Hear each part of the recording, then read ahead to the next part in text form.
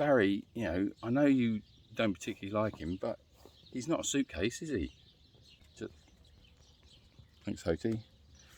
Donkey's trip to the museum, ending in disaster.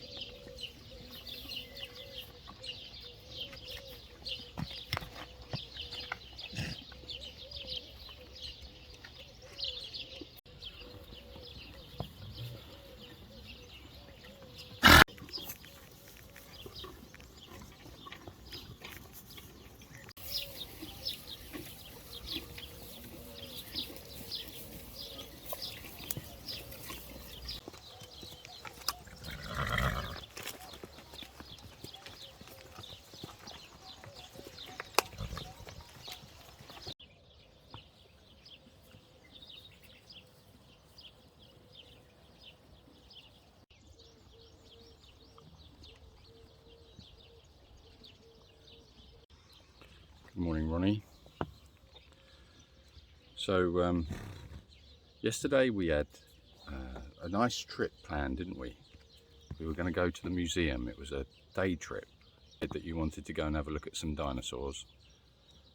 And well, I think we should share with everybody what happened when the bus arrived.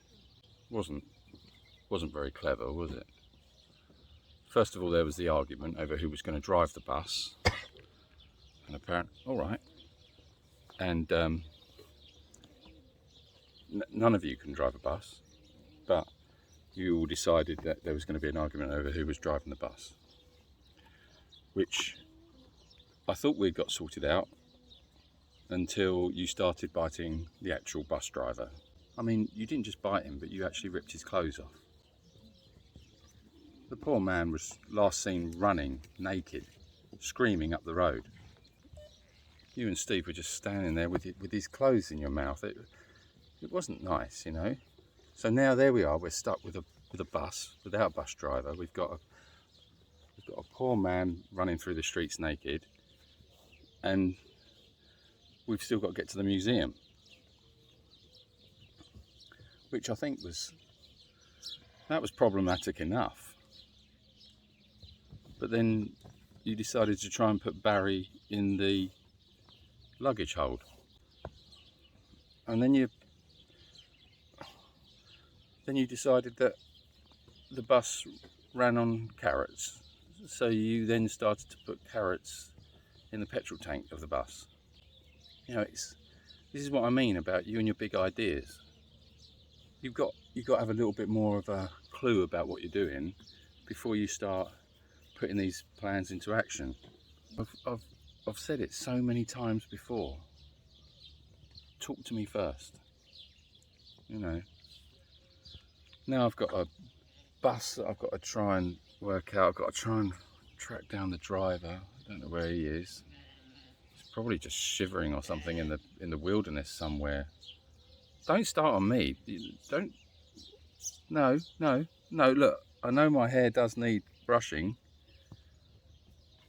Anyway. And we still didn't get to see any dinosaurs.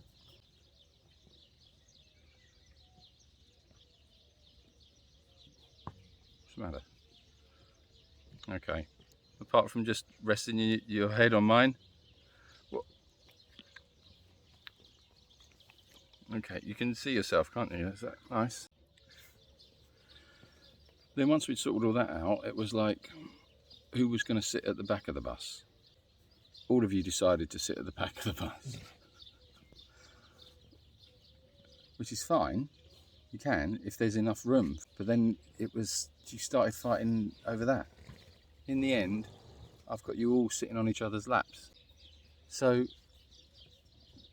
then we've got a bus with no bus driver. We've got Barry that's halfway in the boot, halfway out of the boot, and we've got the rest of you all piled on top of each other at the back of the bus, demanding and asking if we're there yet.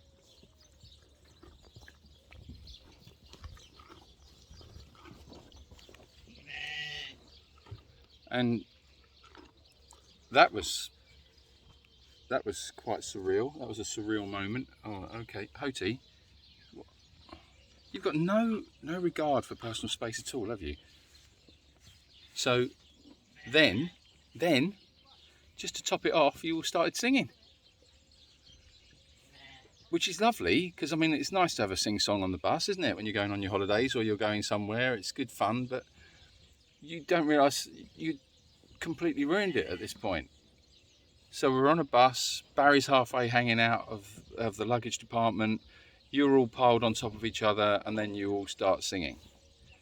And you're singing really badly as well. Then the fighting started out. Who sings the chorus, who sings the main verse, who sings the solo. That wasn't particularly good either.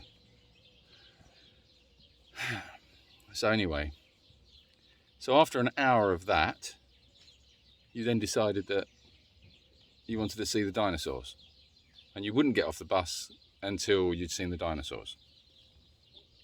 And we hadn't even left the sanctuary. We don't have any dinosaurs at the sanctuary.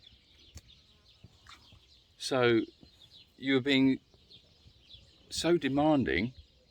I then had to get dressed up as a dinosaur. Oh, hello.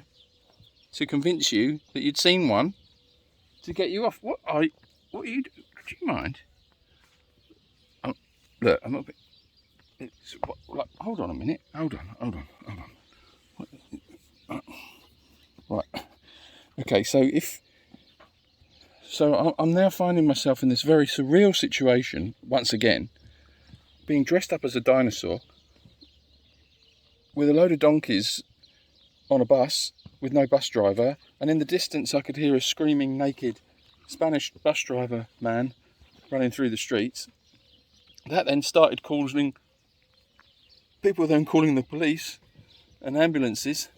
So there's sirens going off, and you lot singing on the back of the bus wouldn't go off until you'd seen the dinosaur and got some souvenirs for your family and friends. It was just a disaster, and we're never ever going to the museum again. I then had Mrs. Garcia's husband, Pepe. He came round. He wasn't very happy because the bus driver had run into Mrs. Garcia, and apparently things had touched. Let's just say the baguette, what she thought was a baguette, wasn't a baguette. And she's never going to be the same again. What? Well, I just think like you're building a bad reputation for yourself in the local town. You know, they're just. You know, these are prominent people. Mr. Garcia is a very, very important.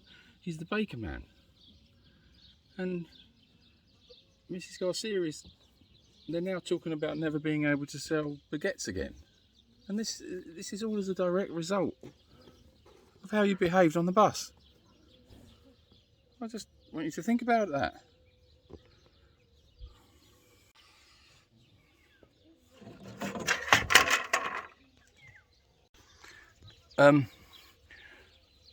What this is, right, I'm trying to do some mucking out here, Ronnie. Oh, goodness me. Right, okay. Right, the head. Right. No, you know you're ganging up on me again. Now you see you're ganging up on me again. No, that's. Look, I'm just in here trying to muck out all your poops. Okay.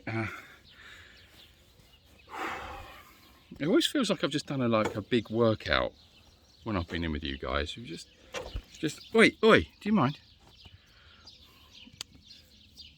Okay. So, ow, that was my face. Don't bite my face, you moron. What are you trying? No, Ronnie, don't touch that. You are getting very naughty again. Right, that's it. I'm phoning Mr. Garcia.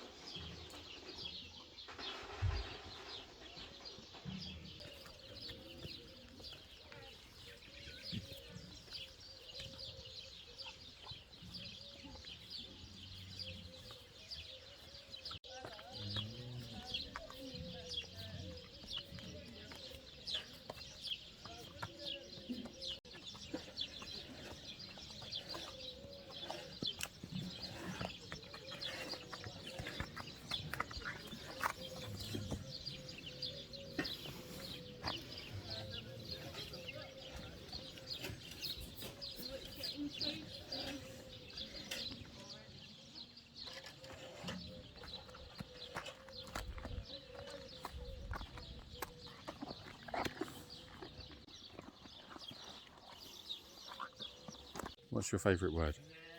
What's your favourite word? I bet I know what it is. If you can guess Jacob's favourite word, then you win a special prize. So comment below what you think Jacob's favourite word is.